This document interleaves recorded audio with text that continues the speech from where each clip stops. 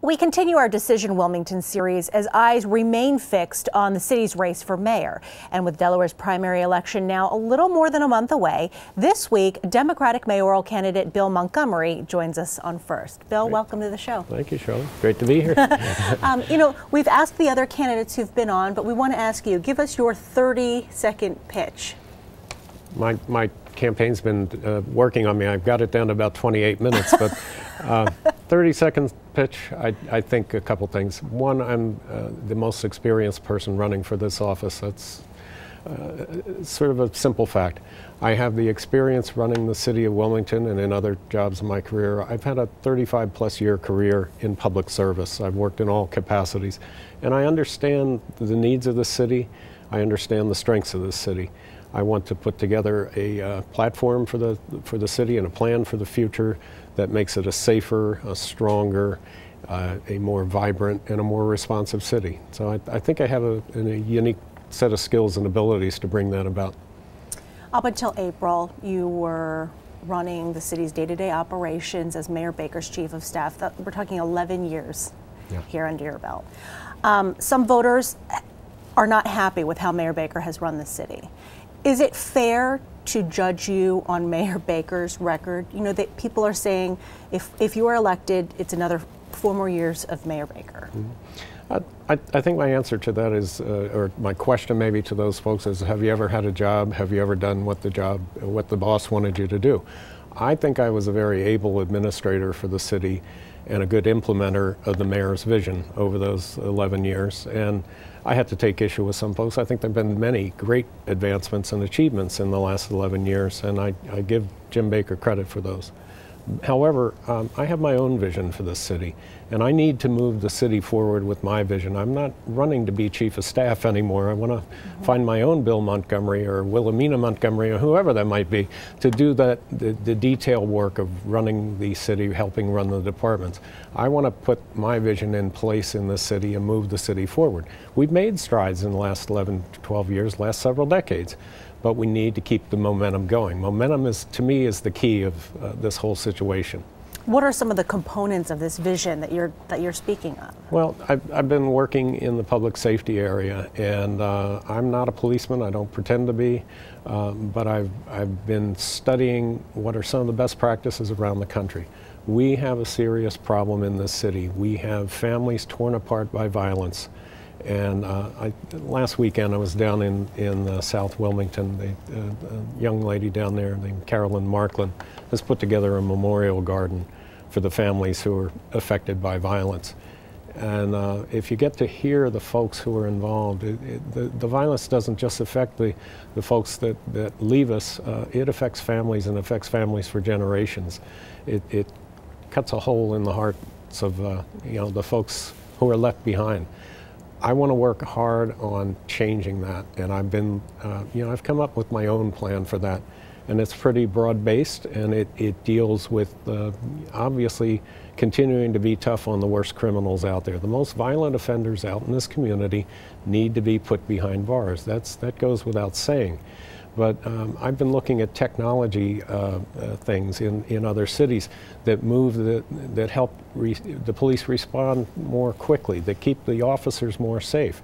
I've been looking at other things. Another element of my plan is the idea of bringing in the folks who are in, I'll call the B team in the guns and the drugs in the city, bringing them in, and you have a community-wide really intervention. You bring in family members, you bring in the folks who are influential in that person's life, and you sit down with them and you bring in the police agencies from the Wilmington police all the way up to the ATF and the FBI.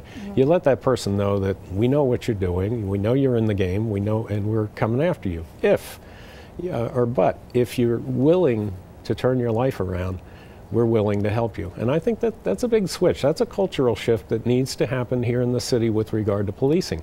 It's been said over and over again by everybody on all sides of this issue that you can't just arrest your way out. And I agree with that, but it's not enough to just say that. You've got to figure out what are the next steps.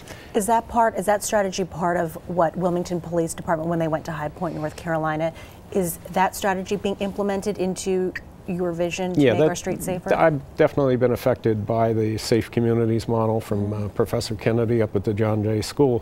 Why? Because it's working. It is working in about 70 cities around this country. And it's not the only tool in the tool shed, don't get me wrong. I think there are a lot of things we need to be doing. But it's one of those that will help make the long-term change we need in the city. We've got to save lives. We've got to prevent violence, and you can do that by taking an active step with these folks. The governor has been really good about buying into this concept as well, this program. The department heads in Health and Social Services, in the Kids Department, in the Labor Department, they are helping by providing the services, the Medicaid cards, the therapy that might be needed by these folks to turn their lives around.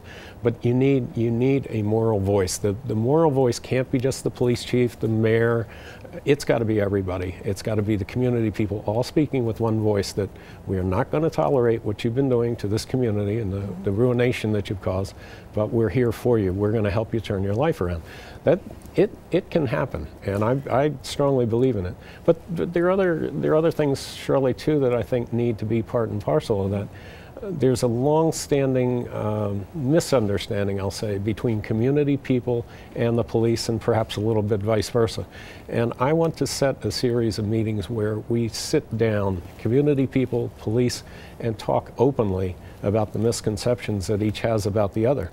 I think there are some police who think, well, there's so much crime going on in neighborhood X that everybody there must be in on it. That's not true. We know that.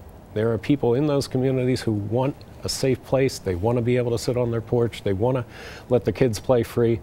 But they're a little afraid, and rightfully so. There are folks, too, in the community who look at the police, I think, somewhat askance and say, oh, all they're out here to do is arrest us, arrest us, arrest us.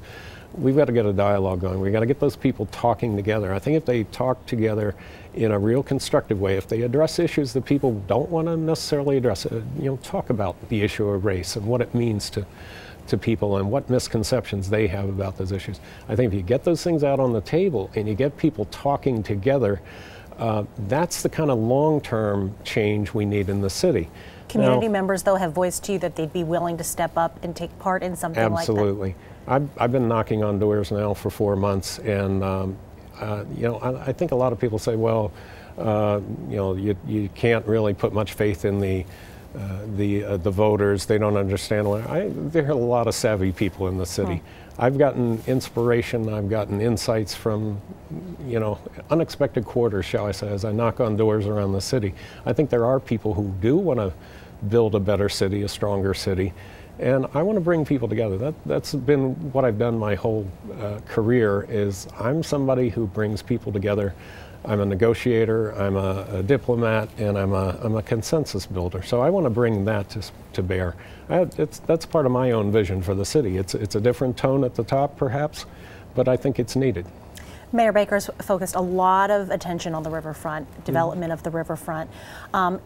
Do you feel, in your opinion, that all of the attention on the riverfront has come at the expense of some of these neighborhoods? Not far from our studios, we have West Center City that's been a hotbed of murders and shootings. You were saying South Wilmington.